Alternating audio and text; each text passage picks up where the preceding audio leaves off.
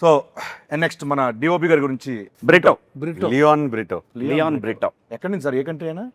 తమిళ చెన్నై నుంచి వచ్చారు ఆయన. ఈజ్ తమిళియన్. ఓ నండ్రి అన్న. ఏ కంట్రీ నుంచి వచ్చారు? లియన్ బ్రిటన్ లియాన్ వచ్చేసరి తెలిసే. సో ఆయన విజువల్స్ వాటి గురించి చెప్పండి. అంటే బిగినింగ్ నుంచి రూటెడ్, బట్ ఇవాళ ఫిల్మ్ మేకింగ్ స్టాండర్డ్లో ఉండాలి. కలర్స్ కానీ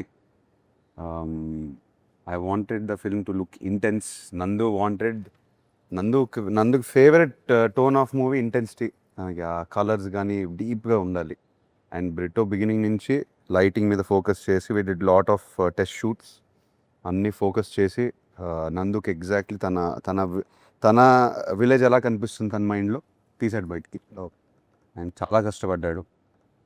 ఐఎమ్ వెరీ హ్యాపీ. మీరు విజువల్స్ చూసారు, సోలో నేను కూడా చూసారు. మీరేమంటారు? ఫంటాస్టిక్. ఒకటే ఒకటి చెప్తాను, జూలై 10th నేను ఎక్కువ ఆయన మాట్లాడను. ఫీలింగ్ ఏంటంటే నేను ఇప్పుడు చేసే సినిమాలని బ్లాక్ బస్టర్ ఇది కూడా అయిపోద్ది కన్ఫర్మ్. ఇది ఆయన ఫీలింగ్. ఆయన ఫీలింగ్ అవ్వాలని ఫీల్ అట్లా నిజంగా అవుతే నేను హ్యాపీ. అంతే కదండి.